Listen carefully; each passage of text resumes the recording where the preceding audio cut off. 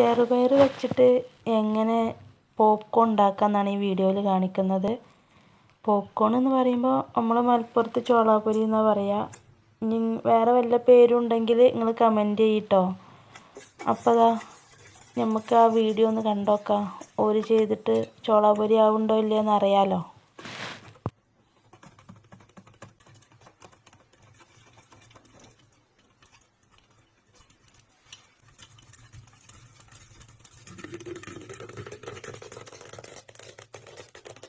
ഓൾതിപ്പോൾ നല്ല പെർഫെക്റ്റായിട്ട് കിട്ടിയിരിക്കണം കേട്ടോ ചോളാപ്പൊരി. അപ്പോൾ നമുക്കൊന്ന് ഉണ്ടാക്കി വെക്കാം. അപ്പോൾ അതാ വീഡിയോയിൽ കണ്ട പോലെ തന്നെ ഞാനും കുറച്ച് ചെറുപയർ എടുത്തിക്കണ്. 2 സ്പൂൺ എടുത്തിട്ടുള്ളൂ കേട്ടോ. 2 സ്പൂൺ എടുത്താൽ മതി. ശരിയാവുകയാണെങ്കിൽ കുറേ എടുത്തുകൊണ്ട് ഉണ്ടാക്കി വെക്കാം. ഇനി ശരിയായിട്ടില്ലെങ്കിൽ നമുക്കത് സങ്കടമല്ലേ, കുറേ ചെറുപയറാണ് പോവല്ലേ. അപ്പോൾ ഒരു ലോഡൊന്നും എടുത്തിട്ടില്ല.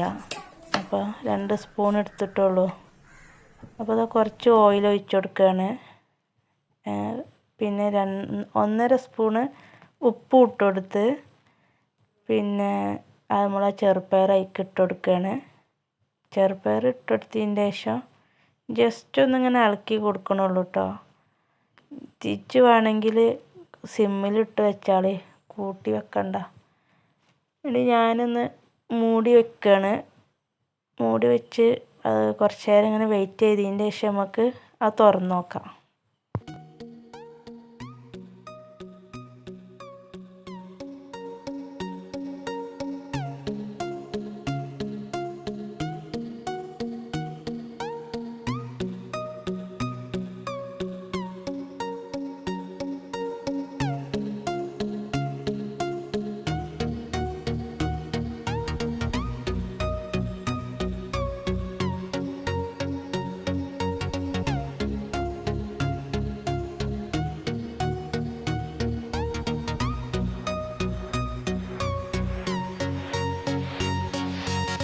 അപ്പോൾ അതാ 2 മിനിറ്റൊക്കെ ആയി തുടങ്ങിയിരിക്കണേ. നമുക്ക് ഏതായാലും ഒന്ന് തുറന്ന് നോക്കല്ലേ. ചോളാപ്പൊരി അയക്കണോ ആയിട്ടില്ലേ, എന്താണ് ഉള്ളിലെ അവസ്ഥ എന്നൊക്കെ അറിയാൻ നിങ്ങളെപ്പോലെ തന്നെ എനിക്കുണ്ട് കേട്ടോ നല്ല ആകാംക്ഷ. അതുകൊണ്ട് നമുക്ക് തുറന്ന് നോക്കാം. തുറന്ന് നോക്കി എൻ്റെ മക്കളെ, ഞാനത് കണ്ടപ്പോൾ അന്തം വിട്ട് കുന്ത് മുങ്ങിയ പോലെ നിന്ന്. കുറച്ചെടുത്ത് നന്നായി നിങ്ങൾക്ക് ഇപ്പോൾ മനസ്സിലായി. അങ്ങോട്ട് നോക്കി റപ്പേ, കുറേ എടുത്തിക്കണമെങ്കിൽ എൻ്റെ ഇക്കാരം അവസ്ഥ എന്ന് നിങ്ങളൊന്ന് ആലോചിച്ച് നോക്കി അല്ലേ. അതാ ഞാൻ ഇതിൻ്റെ വീഡിയോ ഇതുണ്ടാക്കുന്നതിൻ്റെ മുന്നേ തന്നെ ഞാൻ കണ്ടീനു കേട്ടോ. വേറെ യൂട്യൂബ് ചാനൽ ഞാൻ കണ്ടീനു. അവർക്കൊക്കെ ഇതേ റിസൾട്ടാണ് കിട്ടിയത്.